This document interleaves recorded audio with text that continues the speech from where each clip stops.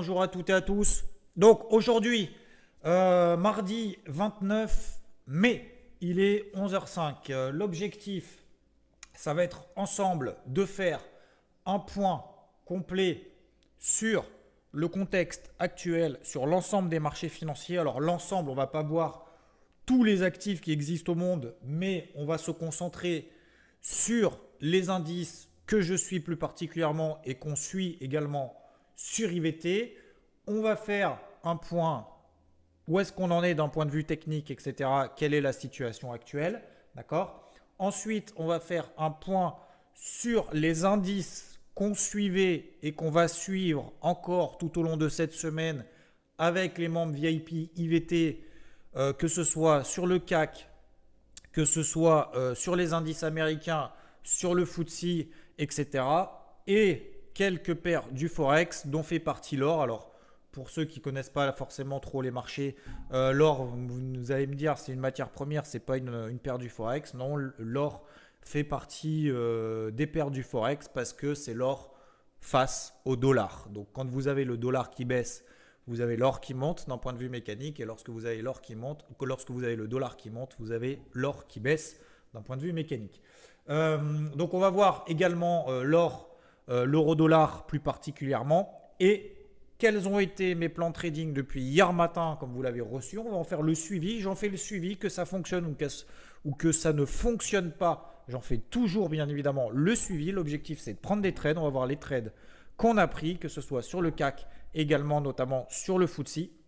Quelle est ma stratégie maintenant, à partir de maintenant, mardi, donc 29 mai, sur l'euro-dollar. Et à la fin, on fera un point global sur les cryptos, parce que même sur les cryptos, alors vous allez me dire, il ne se passe plus rien depuis la fin de l'année dernière. Alors, il ne se passe plus rien, oui et non, toutes choses bien évidemment étant relatives. C'est sûr que les cryptos, elles font plus x10 comme c'était le cas en fin d'année dernière. Mais il se passe quand même des choses intéressantes et on est sur les cryptos. Alors, peut-être qu'il y en a qui souhaitent s'y mettre ou qui commencent à s'y mettre, etc. Vous allez voir qu'on est quand même là maintenant de nouveau sur des niveaux très importants. Pourquoi pas à trader, à investir sur les cryptos. Alors, mon objectif, encore une fois, je vous rappelle, c'est pas de conseiller. Je ne fais pas de conseils, je ne fais pas de recommandations. Je vous explique mon point de vue, je vous explique ce que je fais. Je vous explique également ce que je fais avec les membres VIP IVT. Je leur explique toujours et je vous explique pour tous les membres VIP IVT qui sont là avec moi. Merci encore une fois à vous au passage pour tous vos remerciements, tous vos commentaires, etc. Donc je vous explique, je vous dis ce que je fais. Voilà. Après, chacun, bien évidemment, est responsable de ses trades, de ses investissements. Chacun suit ou ne suit pas, voire même fait l'inverse d'ailleurs de ce que je fais moi. Vous faites comme vous voulez. L'objectif pour moi, c'est d'être transparent et de faire le suivi de ce que je raconte tous les jours, que ce soit sur IVT ou ailleurs de temps en temps sur les réseaux sociaux. Pour ceux qui ne me connaissent pas, qui ne me suivent pas, etc., vous pouvez bien évidemment me follow sur Twitch, bien évidemment, et également sur Twitter. Vous aurez juste après ici, la petite intro, l'accès à mon Twitter si ça vous intéresse de me suivre. Allez, je laisse passer la petite intro qui dure quelques secondes et je vous retrouve tout de suite.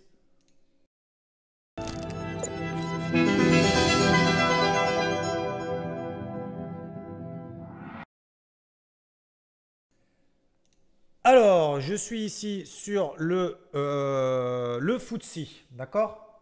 Le FTSE MIB, pardon, j'ai dit le FTSE, mais ce n'est pas le FTSE, c'est le FTSE MIB.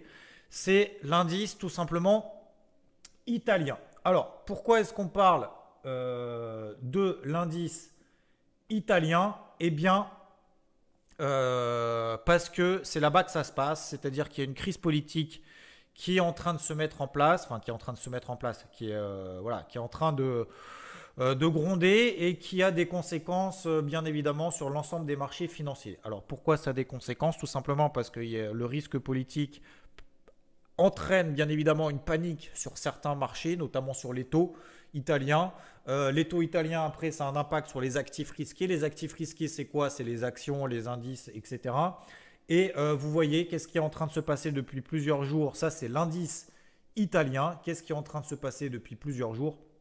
Eh bien, tout simplement, l'indice italien est en train de s'effondrer, entraînant dans son sillage d'autres indices internationaux, comme on va le voir juste après. Donc là, la crise, et on est en plein dedans. Ça a des impacts collatéraux, si je puis dire, sur d'autres marchés financiers. En tout cas, c'est en train de faire peur clairement à la zone euro. Ça fait peur à la zone euro. Est-ce que ça fait peur également sur les autres indices internationaux, type Asie ou États-Unis? Alors, de manière moindre, oui, ça fait peur légèrement, mais pas plus que ça. On va le voir juste après sur les États-Unis. Quel est l'impact? Donc, on a un mouvement de baisse généralisée sur les marchés et notamment sur l'indice italien. Alors, combien de temps ça va durer, jusqu'où ça va aller, jusqu'où ça va baisser, etc. etc. Je n'ai absolument aucune connaissance. Je vais être tout à fait transparent avec vous, ça ne sert à rien de bidonner. Mais j'ai absolument aucune connaissance d'un point de vue politique et encore moins en Italie. Donc, je ne sais pas combien de temps ça va durer. Je ne sais pas si ça va provoquer derrière alors un effondrement de la zone euro. On n'en est absolument pas là, bien évidemment. Mais est-ce que ça va, voilà, est-ce que ça va durer pendant combien de temps? Et est-ce que ça va avoir un impact beaucoup plus conséquent à moyen long terme? Je n'en sais absolument rien. Moi, je suis un analyste technique, je regarde les graphiques. Les graphiques, ça permet quoi? Pourquoi est-ce que je regarde les graphiques? Parce que c'est la représentation de ce que se pense le marché. Donc, ça ne veut pas dire qu'il n'y a pas forcément besoin de savoir ce qui se passe dans le monde pour faire du trading, mais si on regarde l'analyse technique représente l'interprétation du marché. Donc, clairement, qu'est-ce qui est en train de se passer? Eh bien, l'indice italien est en train de perdre encore 3% aujourd'hui, d'accord, par rapport à la clôture d'hier, plus de 3%. Donc, ça a un impact, bien évidemment, après sur l'Italie. Ok, donc voilà ce qui est en train de se passer. Autre chose vraiment très important sur l'ensemble des marchés, c'est que cette semaine, si vous ne le savez pas déjà, les membres VIP IVT le savent, c'est que cette semaine, nous avons énormément de statistiques macroéconomiques majeures. C'est quoi ces statistiques macroéconomiques majeures? Il y a des indices de confiance, etc. Mais surtout, l'emploi mensuel aux États-Unis. Pourquoi l'emploi mensuel aux États-Unis est très important pour l'ensemble de la planète? Parce que en fonction, alors certes des créations d'emplois, mais également du niveau des salaires. Est-ce que les salaires ont monté? Est-ce que le prix, est-ce que les salaires ont monté depuis le mois dernier? Pourquoi est-ce que c'est important? Parce qu'aux États-Unis, il y a une inflation maintenant qui dépasse les 2%. D'accord? Je vous rappelle que le niveau d'inflation, l'objectif d'inflation des banques centrales, que ce soit Fed ou zone euro, c'est autour de 2%. Pourquoi est-ce que c'est important de voir le niveau de salaire, notamment aux États-Unis? Parce que ça permet de voir si les salaires suivent l'inflation. D'accord? Vous avez le niveau des prix qui augmente. Si votre salaire n'augmente pas de manière, alors je ne vais pas dire proportionnelle, mais si le niveau des salaires n'augmente pas, ça veut dire que le niveau des prix augmente et que donc le pouvoir d'achat baisse et que ce n'est pas forcément bon pour la croissance économique. Alors, je simplifie pour que tout le monde puisse comprendre, d'accord? Encore une fois, moi, je ne suis pas non plus un spécialiste macroéconomique. Je vous explique simplement avec des mots simples pourquoi est-ce que l'emploi aux États-Unis est très important, notamment cette semaine. Donc, c'est vendredi à 14h30. Pour ceux qui suivent, ça s'appelle le NFP. D'accord? Ce sont donc les créations d'emplois hors secteur agricole aux États-Unis. Est-ce que le niveau des salaires va augmenter de manière proportionnelle? Enfin, déjà va augmenter. Est-ce que ça va augmenter de manière proportionnelle à l'inflation? Pourquoi c'est important? Parce que vous savez très certainement que le prix du pétrole est à des niveaux quand même très très hauts. Alors, il a chuté et on a perdu, je ne vais pas dire 10%, mais pas loin sur les cours du pétrole. Regardez sur les cours du pétrole. Alors, ouais, pas 10%, mais là, je suis par exemple sur le WTI. D'accord? Si je regarde également le Brent, donc le pétrole de la mer du Nord, voilà, on n'a pas perdu 10%, on a perdu 5% à la louche. Allez, entre 5 et 10% pour faire simple.